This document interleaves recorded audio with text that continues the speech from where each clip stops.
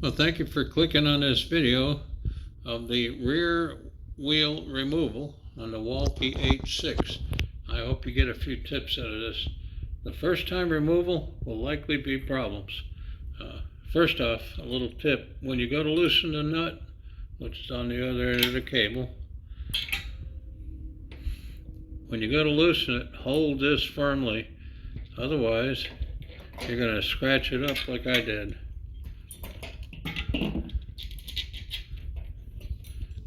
I'd rather not have done that. So I got that off. That was a piece of cake. And coincidentally, I just knocked off my little rubber cap. I'm going to be replacing this cap that came with the bike. I'm just going to cut a slice out of this and route out a hole for the cable. That came on my 16-inch upgrade for the Coho trailer tire and wheel. So I got that off, and real quick, you definitely want to protect your disc brakes. I've got a piece of heater hose in there left over from mounting the solar panel on the trailer. And also, for anybody else wandering around, the tape tells them, don't mess with this. But I don't need the brakes pressed and have to end up buying a caliper.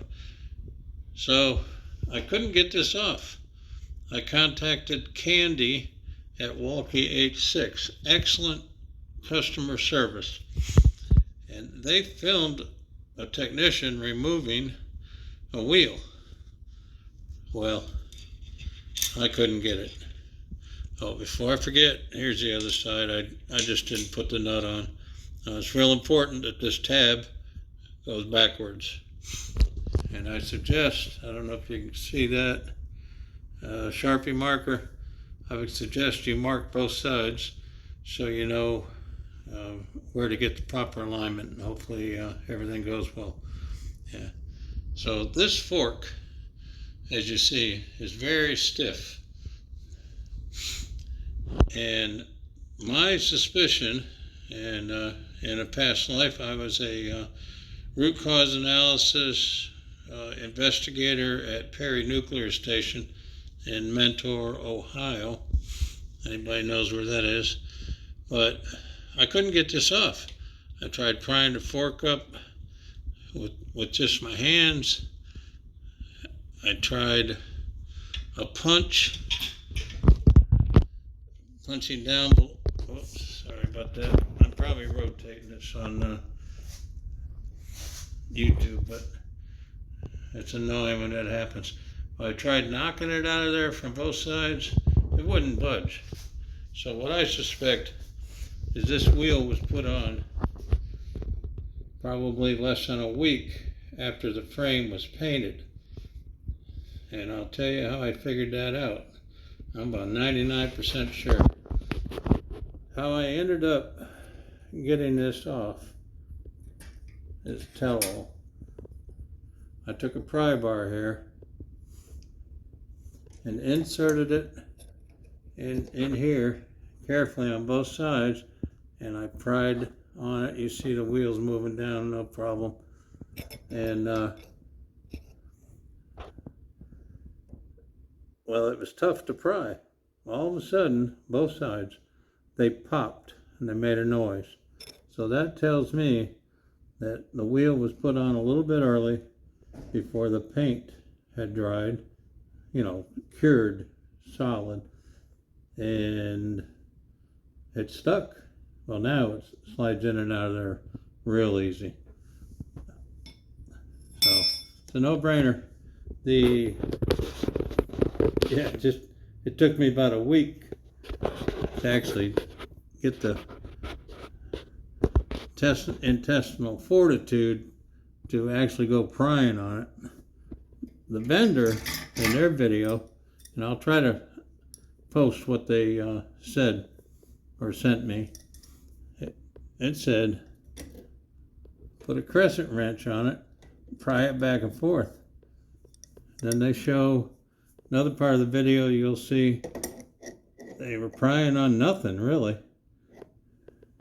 But neither here nor there. I wasn't going to pry on this, mostly because of the shaft, and I'll try to include a still photo. You see, the shaft is cut away so that the cable can flex forward.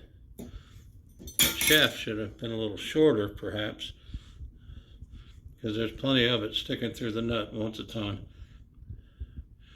So I did not want to pry on this and chance breaking it, so I finally stuck that pry bar in there underneath, sprung that fork out until it popped. So while we're talking here, this I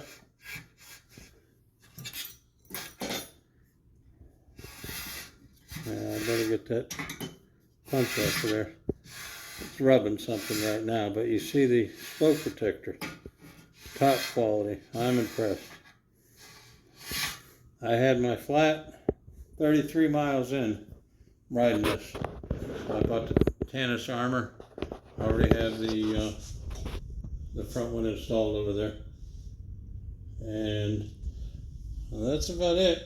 I'll try to attach the clip from the vendor, and I'll leave it at that.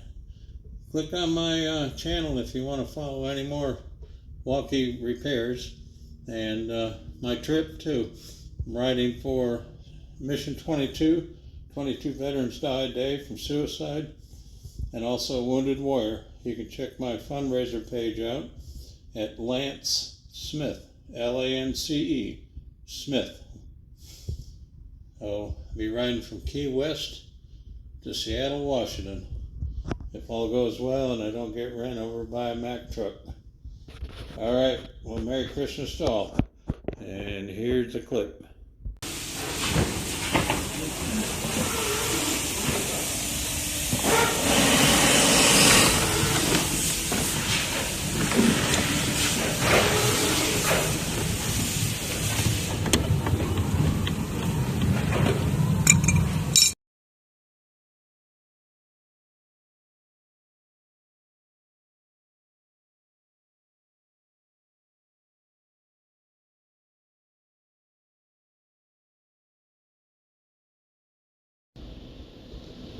Well, after watching the vendor video on a bigger screen, I feel like such an idiot. I think you figured it out already. Well, clearly there's a flat on each side of the shaft. You put a wrench on it, wiggle it back and forth, and yeah, it's going to break that free, most likely. So, yeah, don't do what I did. You don't need to pry that thing down. Well, hey, a little self-deprecating humor never hurt anyone. So hopefully you got some other good tips out of the marker and the brakes and whatnot. So, well, live and learn. Pay attention the first time. I would have saved myself a lot of time. But once that's broke free, though, this will just slide in and out like a dream. So, oh yeah, wrap your derailleur out of the way too. All right, folks. Well, Merry Christmas, and again, thanks for watching. Hope you got a couple chuckles. Bye.